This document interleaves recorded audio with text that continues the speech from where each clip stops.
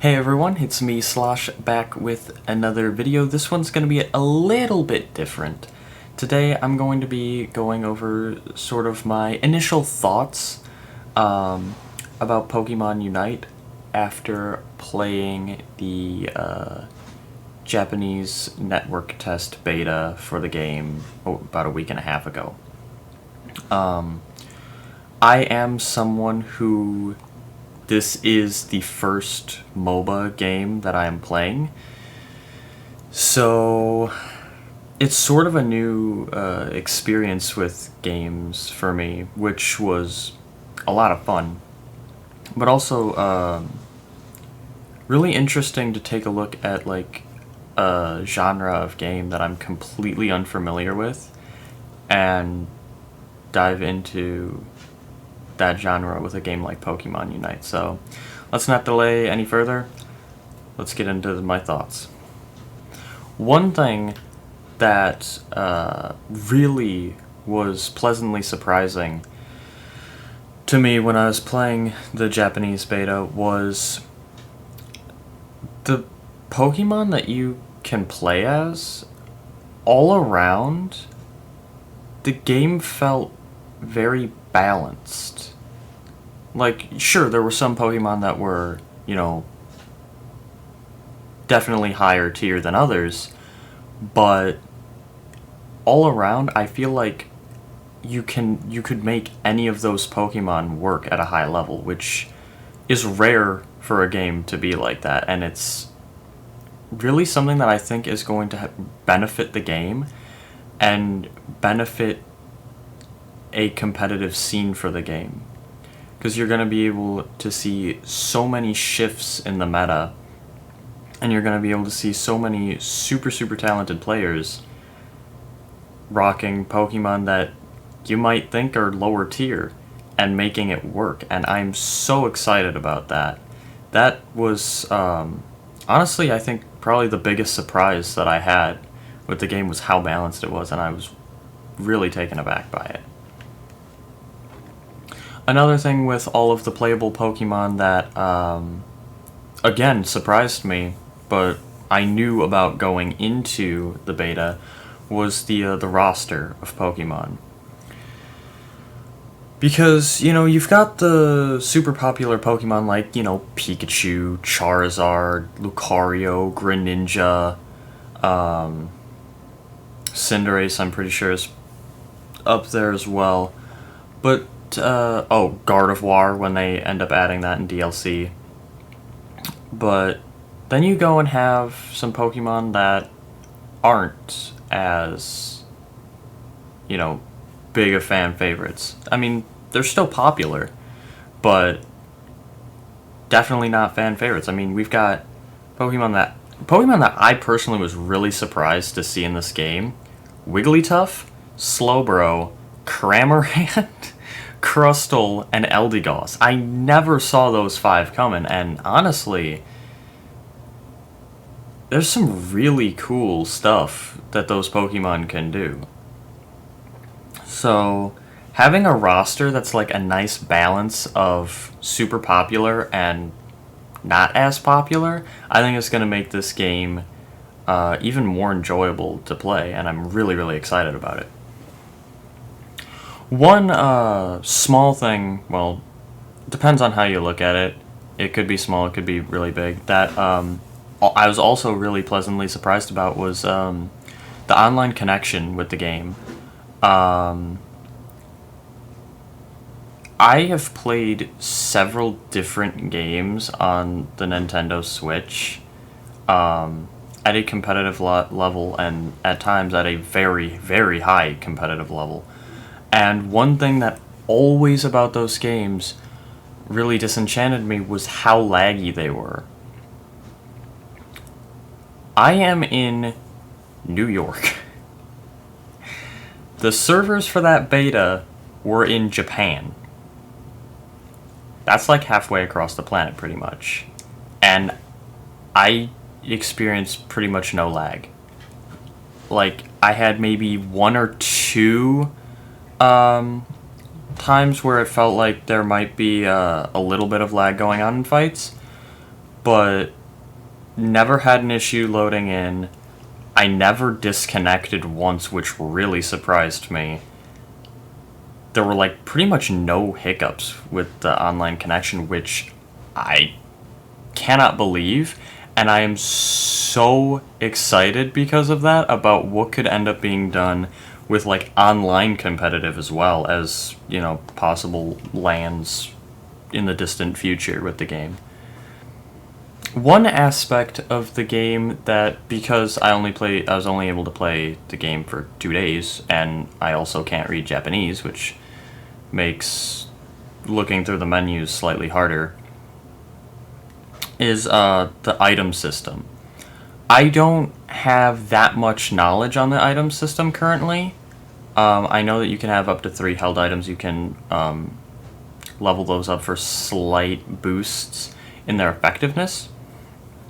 And I know that I know a decent amount about the trainer items because they're the trainer items. They're the ones that you use in the battle manually. I think that the held item system, I'm going to, before I have an opinion on it, I'm going to need to wait for the game to launch later this month in English, so that way I can read the item menu and really, understand what's going on. The trainer items, I think, were done in a really, really cool fashion. Like, having the different cooldowns on them, depending on what they did, I think was a really good balance decision. Like, the potion having a slightly shorter cooldown than the others, I think was pretty good. The eject button, I think maybe could have had a slightly shorter cooldown, but then again, the eject button was a very powerful tool for both offense and defense. The X attack and X speed were also really interesting. Unfortunately, I did not end up playing with the X speed. I played like one game with the X attack. But, I saw quite a few other people using those, and they looked really fun and really interesting. So I think the overall item system is going to just add so many more layers to the strategy of this game, and I really cannot wait to see how that's going to pan out. Next, I'm going to talk a little bit about the in-game cosmetics, because why not? It's there. I think that it's pretty cool what they're doing with it. I love the fact that there's so many customization options for the outfit for your trainer, and it's gonna take a while for me to find that perfect outfit for my trainer, because there's just so much there, and I again had 2 days to play the game. I wasn't able to end up finding everything, and at launch I'm assuming that there's going to be even more, just because this was the beta, so probably not everything that they're going to have at launch was in there. And then you go and have the different outfit skins for the Pokemon that you're playing. That is an interesting take on just Pokemon, and when I heard about that for the first time, I really wasn't sure how I was going to feel about it. But I think overall it was just a really fun and funny thing to have in the game. Some, I will say, some outfits I did like better than others. The Pirate Captain Cinderace outfit is super, super cool. I love the beach style Machamp. I just think that one is so hilarious. And then there's, I believe it was leaked, the Snorlax in a citrus berry outfit suit thing. It's that is absolutely hilarious. I don't play Snorlax. I probably won't play Snorlax when the game drops. I'm still gonna get the Parasuit Snorlax skin just because it is so funny. And they've sort of been building it up as you'll have multiple ways of getting various cosmetics. There will be, the in-game shop where you gotta buy it. There will be the battle pass. I don't even know how I unlocked it, but I unlocked I want to say it was like the pilot outfit for Talonflame during the beta. I don't know how I unlocked it. I think I leveled something up just from playing. I don't know what it was, though. So, like, there will be some super, super cool Pokemon skins that don't require any purchase whatsoever, which I think's a really great thing. And I think that it's going to be I think all around the cosmetic system's going to be really, really well done and pretty cool in the finished released game. Last thing I'm going to talk about, and I'm going to talk about this as briefly as possible because I don't really have too much, well, knowledge or guesses about it. But updates and my thoughts on possibility of like a competitive esports side of it. I think that updates are going to be, at least early on, fairly frequently, and I think that they're going to be each time, like each big update, adding something new, like whether it's a new Pokemon, maybe a batch of new items, maybe a new mode down the line. They've already confirmed Blastoise and Gardevoir to be added sometime after release. I don't think it's going to be very long, though. And then they've also said that more Pokemon after those two will be added. And there's been a lot of leaks about Zeraora being added, which is pretty exciting as well.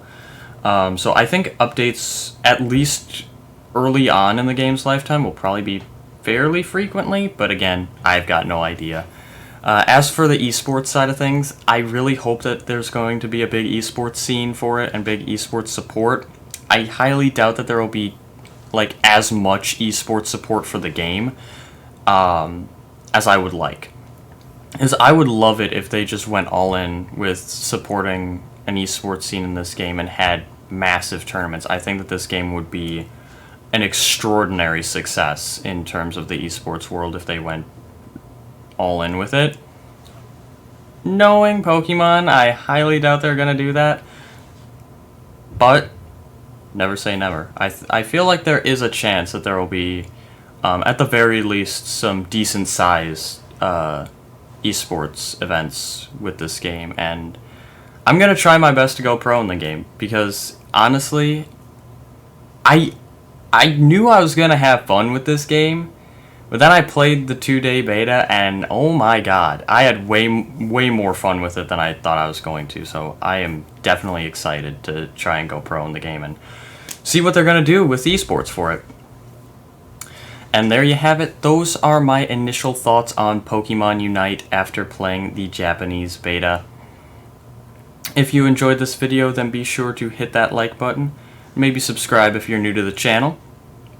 And also comment down below what your thoughts on the game after playing the beta were. I definitely want to hear everyone's thoughts and opinions on it because, I mean, this game, to me, was a real breath of fresh air in terms of just, you know, gaming experiences with just playing the games. And I want to know what everyone else thinks. And, yeah. Until next time, see you in the next one.